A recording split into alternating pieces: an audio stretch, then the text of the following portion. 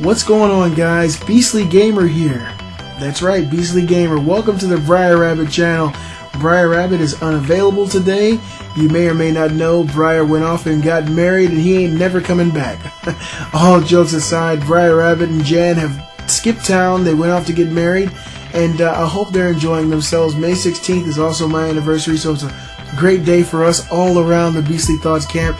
Briar Rabbit, on behalf of myself, Kate, the Beastly Thoughts co-host, and everybody you know, congratulations. I'm so happy for you and Jan. You guys compliment each other so well, and I look forward to seeing many more years of prolonged happiness with you two. Congratulations. Take a load off. Enjoy your little vacation. Enjoy being a married man. Enjoy your wife. And I'll take care of this. If you guys like this video and you like what you hear in it, swing by my channel. There will be a link in the description. Slap that subscribe button, and we can do this every day.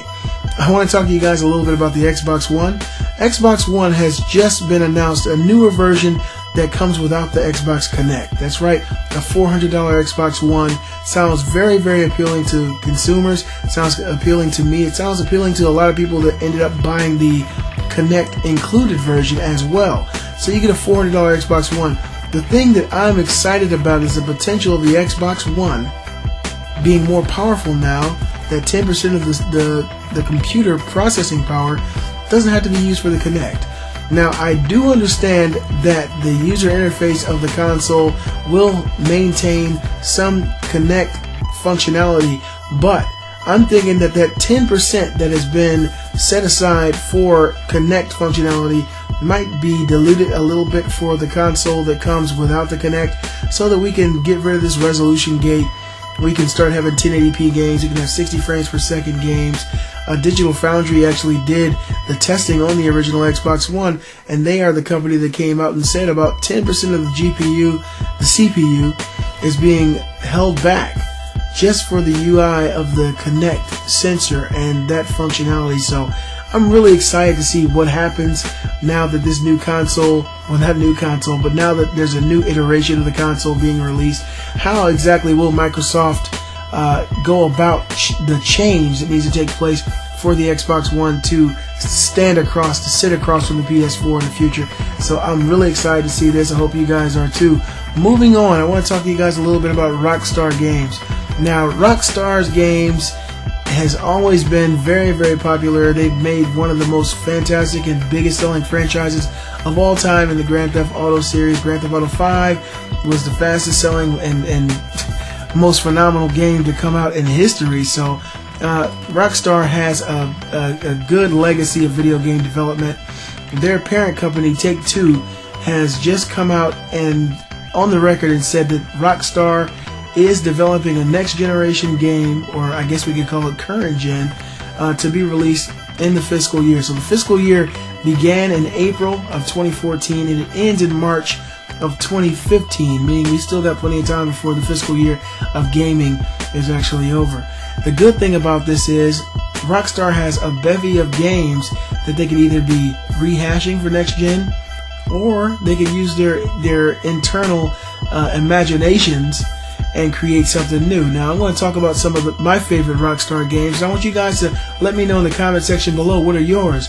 Of course, the first and foremost in the list would be Grand Theft Auto. Grand Theft Auto 5 blew minds. It's still staggering the amount of things you can do in that game. I'm just trying to imagine what you would be able to do in a game like that. It was built from the ground up for the PS4 and the Xbox One. It would just be phenomenal. I mean, it's still hard to believe that they were able to do what they've done in a Grand Theft Auto game on last-gen consoles, PS3 and the Xbox 360. It's preposterous how amazing that game was. And then you had games coming out on next-gen consoles that couldn't even stack up to it, like Infamous Second Son. Also, they got games like Red Dead Redemption, Undead Nightmare, Red Dead Redemption. To me, Red Dead is one of the best games of the last generation, by far. It was an amazing, big, wide-open world. So much you could do. I mean, the thought of going to a Wild West game and having as much fun as you do in Red Dead Redemption is just preposterous. You wouldn't expect to be able to dig deep, dig your fingers into a game and sit in that world and enjoy the character development, enjoy the gunplay, enjoy the mechanics, tie up criminals and drag them through the desert connected to your horse. Imagine a game, a new Red Dead, on the next generation console with photorealistic or close to photorealistic graphics, open world, the same type of story, same type of writing, deep character development. I think it'd be amazing. The Midnight Club series. Now, me, I'm not a big racing guy, but Midnight Club is a very popular racing game. It has been for years. It's been on across many platforms, and it's about time for them to bring something new out for that series.